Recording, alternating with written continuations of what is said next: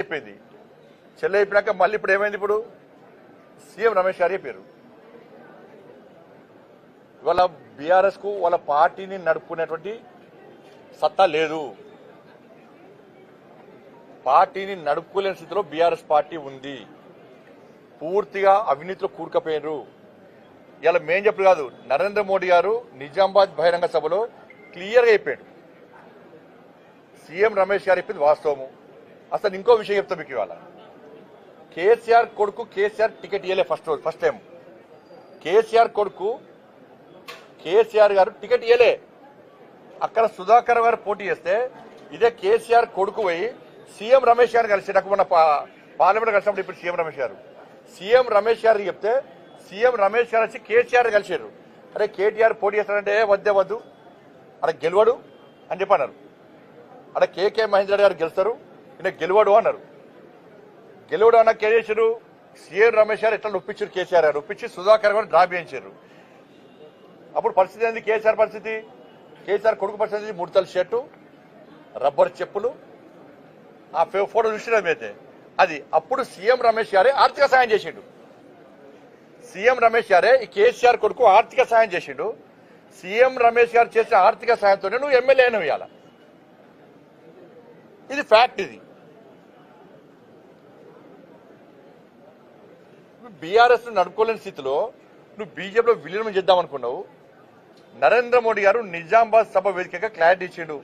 కేసీఆర్ గారు నారుకొచ్చిండు, నాకు ఆరోగ్యం బాగలేదు, నా కొడుకును ముఖ్యమంత్రి చేస్తా అని చెప్పన్నాడు. నేను క్లియర్గా మాది వారసత్వ రాజకీయాలకు మేము వ్యతిరేకం,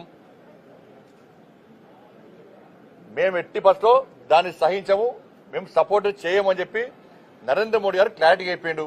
ఆ రోజు చెప్పిండు, బహిరంగ సభ వేదికగా చెప్పిండు. మేము మొదటి సీఎం రమేష్ గారికి అదే చెప్పారు. ఎందుకంటే వారసత్వ రాజకీయాలకు వ్యతిరేకం, మేము అవినీతికి వ్యతిరేకం. ఇవాళ బీఆర్ఎస్ పార్టీ ఏంది? ఎవరి పార్టీ బీఆర్ఎస్?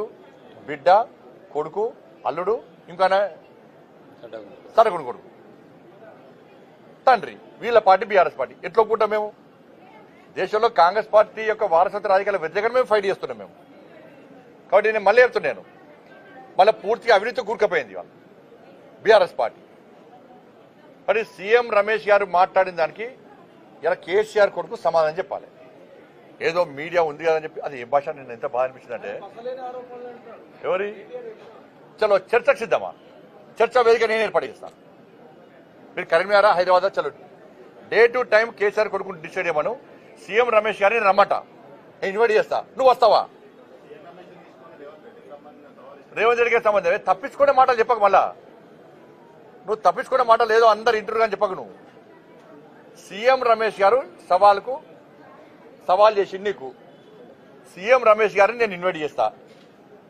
కరీంనగర్ వేదికనా, హైదరాబాద్ వేదికనా, చర్చకు నువ్వు సిద్ధమా? ఆయన చెప్పినటువంటి అనేక విషయాల మీద చర్చకు నువ్వు సిద్ధమా? పాపం సీఎం రమేష్ గారికి కేసీఆర్ కొడుకు నాస్తి కూడా తెలియదు.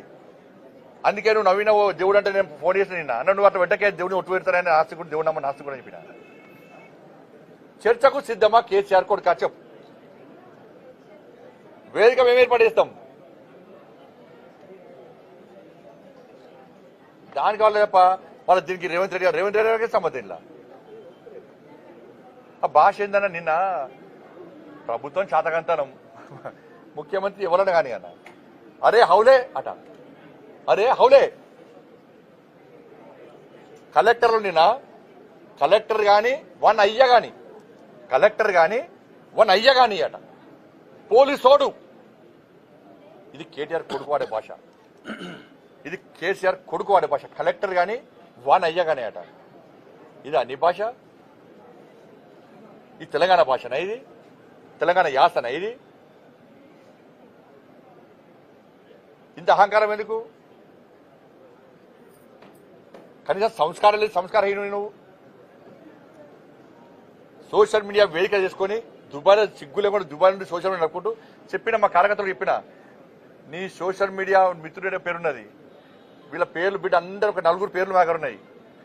మాకు వ్యతిరేకంగా, మా పార్టీకి వ్యతిరేకంగా కాంగ్రెస్ పార్టీ వాళ్ళంటే భరిస్తారు. వాళ్ళు రాహుల్ గాంధీ తిట్టా భరిస్తారు, ముఖ్యమంత్రిని హరే హౌలోన భరిస్తారు, వాళ్ళ పార్టీ తిట్టా భరిస్తారు. చాలా వాళ్ళు కాంగ్రెస్ వాళ్ళు.